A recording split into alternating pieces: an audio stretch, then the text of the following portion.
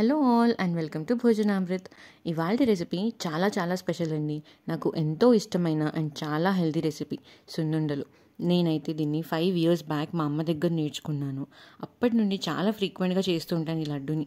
And even my daughter just loves it అండి. Just 3 ingredients ఉంటే చాలు, ఈ రెసిపీ చాలా ఈజీగా చేసేసుకోవచ్చు. ఫస్ట్ ఒక 1/2 kilo మినప్పప్పుని ఒక మందపాటి కడాయిలోకి తీసుకొని లో ఫ్లేమ్ మీదనే కలుపుకుంటూ మంచి అరోమా అండ్ రెడ్ కలర్ వచ్చే వరకు వేయించుకోవాలి. ఇలా డ్రై రోస్ట్ అవ్వడానికి నాకు అట్లీస్ట్ 20 minutes పట్టింది.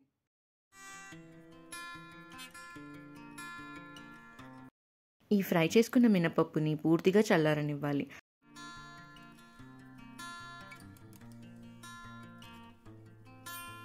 అండ్ ఇవి చల్లారాకని వీటిని ఒక మిక్సర్ జార్లోకి తీసుకొని ఫైన్ పౌడర్ లాగా చేసుకొని పెట్టుకోవాలి. మనం ఫైన్ పౌడర్ లాగా చేసుకున్న ఈ మినప పొడిని ఒక పెద్ద బౌల్లోకి ట్రాన్స్ఫర్ చేసుకొని అందులోకి ఒక 250 grams తురుముకున్న బెల్లం వేసి చక్కగా కలుపుకోవాలి. చేత్తోనే చక్కగా పిండిలోకి బెల్లం మొత్తం కలిసిపోయే వరకు కలుపుకోవాలి.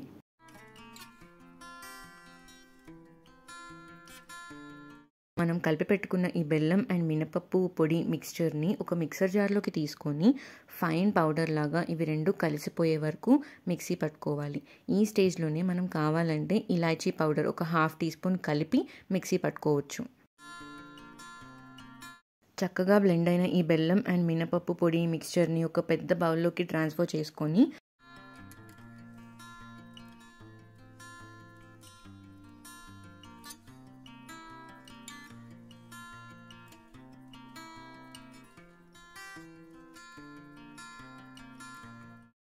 అందులోకి 150 to 200 grams వరకు నెయ్యిని కరిగించి కొంచెంగా వేసుకుంటూ ఉండలు చుట్టుకోవాలి.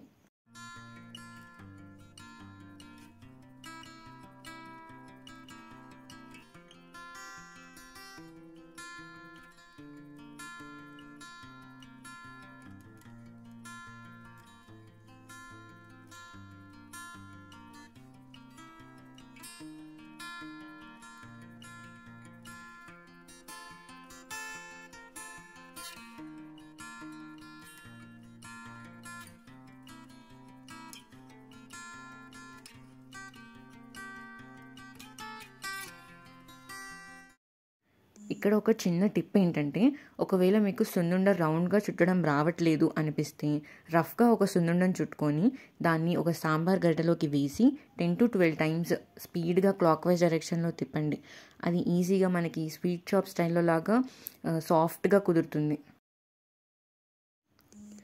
అంతేనండి, జస్ట్ 3 ingredients ఉంటే చాలు, చాలా ఈజీగా చేసేసుకోవచ్చు ఈ సున్నుండల రెసిపీని.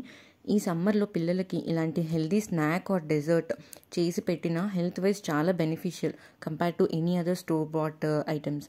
సో ఈ రెసిపీ మీకు నచ్చినట్టయితే please do like, share this video.